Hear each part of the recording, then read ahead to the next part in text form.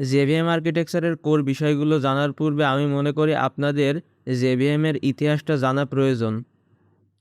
কারণ কেনই বা তারা জেভিএম এই কনসেপ্টটি আবিষ্কার করলো এবং আমরাই বা কেন এই জেভিএমটা নিয়ে পড়াশোনা করব। তো সেজন্য চলুন ভিডিওটি শুরু করা যাক।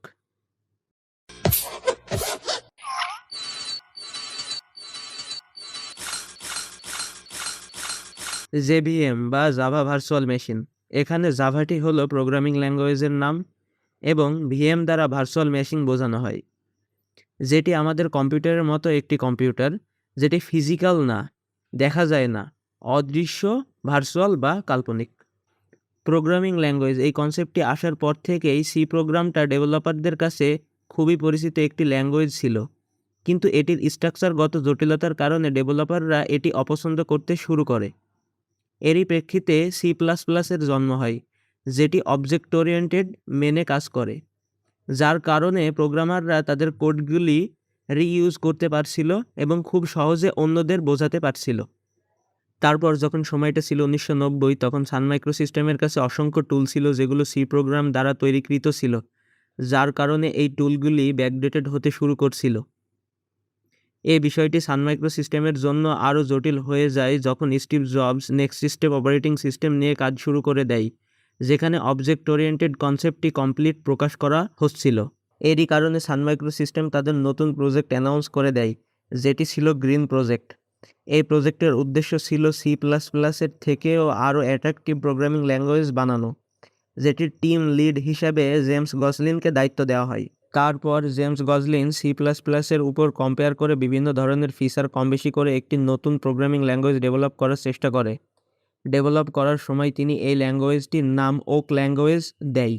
অন্যদিকে সান মাইক্রোসিস্টেম তাদের এমবেডেড সিস্টেম তৈরি করতে শুরু করে দেয় এবং তাদের এমবেডেড সিস্টেম পরিচালনা করার জন্য তারা C++ ল্যাঙ্গুয়েজ বেছে নিতে চায়, কিন্তু এমবেডেড সিস্টেমের মেমোরি এবং প্রসেসরের ক্ষমতা কম হওয়ায় C++ ল্যাঙ্গুয়েজটি কোনোভাবেই সাপোর্ট করে না। সেজন্য সান মাইক্রোসিস্টেম গ্রিন টিমকে আহ্বান করে তাদের এমবেডেড সিস্টেমটি রান করার জন্য। ঠিক এ সময় জেমস গসলিন ওক ল্যাঙ্গুয়েজটি দিয়ে এই এমবেডেড সিস্টেমগুলি রান করার চেষ্টা করে। কিছু সময় যাওয়ার পর জেমস গসলিন একটি যুগান্তকারী কনসেপ্ট আবিষ্কার করে ফেলে, যেটি ছিল ভার্চুয়াল মেশিন।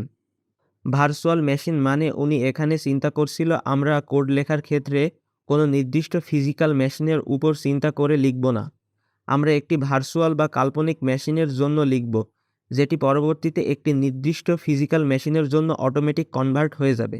আরও ডিটেলসে বলতে গেলে আমরা বলতে পারি তারা কোড লিখবে একটি কাল্পনিক মেশিনের জন্য, যেটি কম্পাইল হওয়ার পর একটি ইন্টারমিডিয়েট কোডে পরিণত হবে, যেটি হবে বাইট কোড, এবং যখন এই বাইট কোডটিকে ভার্চুয়াল মেশিনে ইনপুট দেওয়া হবে তখন ভার্চুয়াল মেশিন নিজে থেকে ডিফারেন্ট অপারেটিং সিস্টেমের জন্য ডিফারেন্টভাবে ম্যাশিং এক্সিকিউটিভ কোডে কনভার্ট করে দিবে, যেটির মাধ্যমে এই প্রোগ্রামিং ল্যাঙ্গুয়েজটি হয়ে যাবে ইন্ডিপেন্ডেন্ট।